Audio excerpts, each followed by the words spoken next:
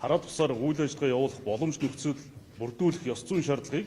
улсын хурлын дарга амар ойслон танд хүргүүлсэн. Гэвч та дээрх шаардлагыг хүлээн аваагүй зэрэгцээ ард түмний сонгож байгуулсан төрийн эрх барих төлөөллийн байгууллагын хувьд ард түмний засаглах эрхийг хангах улсын хурлын үндсэн зорилт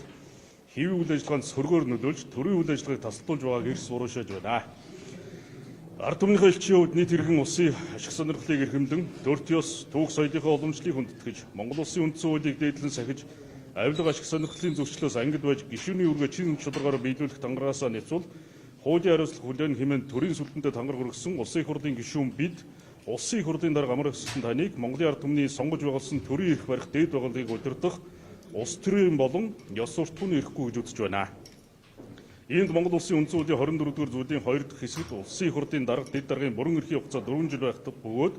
хууль заасан үндслээр хугацаанаас өмнө огцруулж чөлөөлж болно гэж заасныг үндэслэн амар ойслон таныг улсын хурлын дарга дүүрэх ажлаас чөлөөлөх огцруулах саналыг үүгээр гаргаж байна. Монгол улсын их хурлын тухай хуулийн 12 дугаар зүйлийн 12-ийн 2-ын 3 дахь заалтанд Монгол улсын их хурлын нийт гишүүний олонх улсын хурлын даргаыг огцруулах үндэслэл бүхий сандыг гаргасныг улсын их хурлд хүлээн зөвшөөрсөн гэж мөн хуулийн 12-ийн 3 дахь хэсэгт Монгол улсын даргаыг их хурлын даргаыг чөлөөлөх огцруулах асуудлыг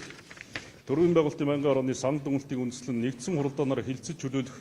огцруулах асуудлыг ил санал хураалтаар шийдвэрлэнэ. Улсын их хурлын даргаыг чөлөөлөх огцруулах хуралдаанд оролцсон гишүүдийн олонх дэмжсэн бол энэ тухайд тогтоол баталсан тооцно гэж хуульчны дагуу асуудлыг шийдвэрлэхийг хүсье.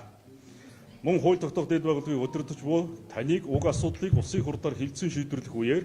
нийтийн албанд нийтийн болон хувийн ашиг сонирхлыг зохицуулах, ашиг сонирхлын зөрчлөөс урьдчилан сэргийлэх тухай хуулийн 8 дугаар зүйлийн 8-ийн 1 дахь хэсэгт энэ хуулийн 23-ийн 8 заасан журам заасны дагуу албан тушаалтан захиргааны шийдвэр гаргах, удирдах, хяналт шалгалт хийх, хариуцлага хүлээлгэх, гэрээ байгуулах, эдгээрийг хэлэлцэх, бэлтгэх, оролцохын өмнө тус бүрийн ашиг сонирхлын зөрчлөхгүй гэдгээ илэрхийлсэн мэдгэл гаргана гэж 8-2-т албан тушаалтан албан үүргээ гүйцэтгэхэд ашиг сонирхлын зөрчил үүсэж болзошгүй нөхцөлд албан үүргээ гүйцэтгэхээс татгалзаж энэ тухай эрх бүхий байгууллага албан тушаалтанд бичгээр эсвэл захин хэлбэрээр мэдэгдэх үүрэгтэй гэж тус заасныг хуулийн шаардлагыг биелүүлж ажиллахыг сануулж байна гэсэн энэ нард мичгээр нийтдээ Монгол Улсын их хурлын 67 гишүүн гар үсэг зурсан, Монгол Ардын намаас 34, ардчсан намаас 31,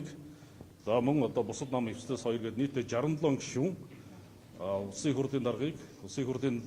даргын үүрэгт ажлыг хаших ёс зүйн шаардлага одоо хэм хэмжээг одоо давсан учраас энэ үндслээр одоо огцруулахаар энэ бичгийг одоо